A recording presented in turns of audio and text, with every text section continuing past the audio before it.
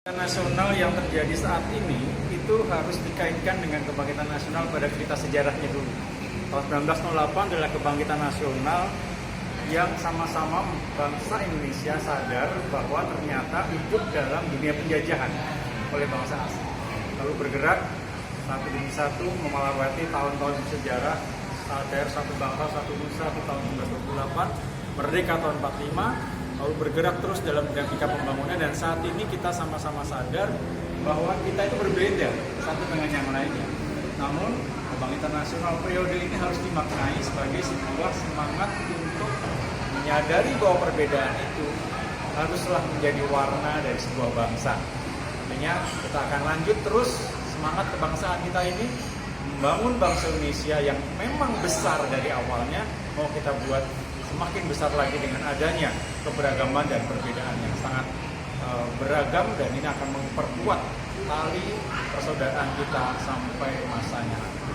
Pak, terkait moderasinya Pak, karena kan sejatinya kerukunan umat beragama itu butuh yang namanya saling mengalah, butuh moderasi juga. Bapak melihat bagaimana sih Pak prosesnya, karena kan sampai sejauh ini ya seperti kita lihat Pak, maksudnya ya mungkin di sisi internal bangsa Indonesia yang memiliki kemajemukan mulai dari stratifikasi sosial, mulai dari topografi tempat masyarakatnya hidup dan tinggal. Bapak melihat bagaimana sih Pak sebenarnya moderasi umat beragama ini harus dibangun Pak?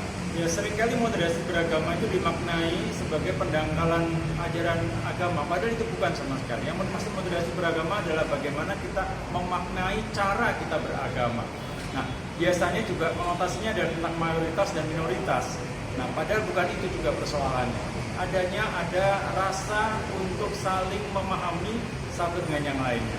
Untuk yang kelompok yang mayoritas jumlahnya tentu juga paham bahwa ada yang minoritas yang mewarnai kehidupan berbangsa ini. Namun sebaliknya, moderasi beragama buat yang minoritas itu lebih kepada untuk meningkatkan rasa percaya diri bahwa hidupnya atau masyarakatnya itu adalah bagian yang tidak terpisahkan dari NKRI. Jadi jangan sampai merasa bahwa sudahlah biasa saja. Ini kan sudah berlangsung sekian puluh tahun lamanya, jadi tidak masalah, lupakan saja kami ini masyarakat yang kecil, itu bukan minoritas. Tidak seperti itu, bahwa harus ikut terlibat dalam proses berbangsa dan bernegara. Nah, inilah moderasi beragama dari dua sudut pandang yang memang kita buat sedemikian rupa oleh Kementerian Agama supaya menjadi jalan tengah, tidak ekstrim.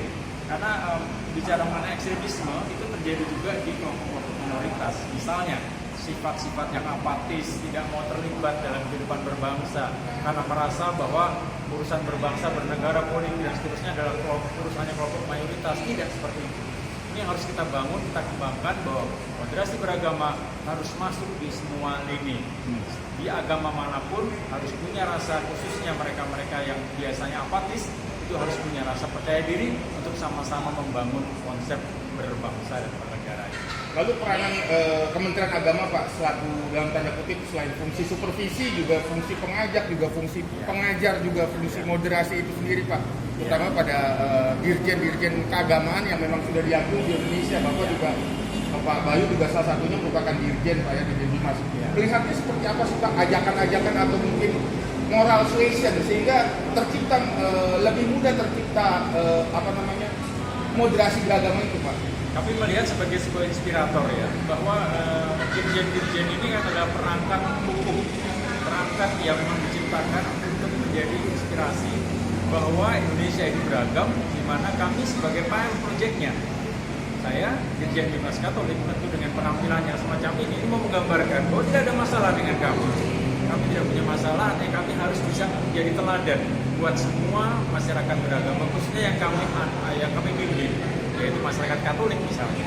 Maka kami harus bisa mengajak masyarakat Katolik Indonesia untuk bahwa mereka adalah masyarakat Indonesia yang memang beragam, dan kami mengajak mereka untuk terlibat dalam. Maka kami tambahkan satu lagi nilainya, bahwa kehadiran dirjen di sini juga selain sebagai motivator, selain juga sebagai regulator, namun juga sebagai inspirator, memberi inspirasi tentang kerukunan hidup umat beragama di Indonesia.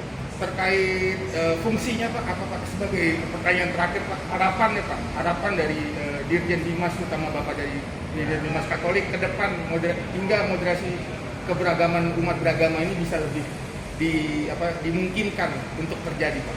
Ya, harapannya adalah tentu kerjasama semua pihak, ya, khususnya para pemuka-pemuka agama, baik di agama kami di Katolik maupun di agama-agama manapun, karena nilai keberagaman atau nilai spiritualitas agama, dogmanya, dakwahnya itu dimulai dari para pemuka agama. Maka pemuka agama ini harus memiliki semangat kebersamaan yang mendasar, sehingga mereka menurunkan nilai nasionalisme itu juga bersama dengan dakwahnya, bersama dengan dogmanya, bersama dengan khotbah dan homilinya di gereja-gereja besar. Sehingga semangat nasionalisme, semangat kebangsaan ini tumbuh langsung dari keluarga, dari umat beragama, tokoh-tokoh agama ke keluarga ke anak-anaknya, dan disitulah anak-anak dididik untuk sejak awal memiliki rasa nasionalisme dan kebangsaan. Terima kasih.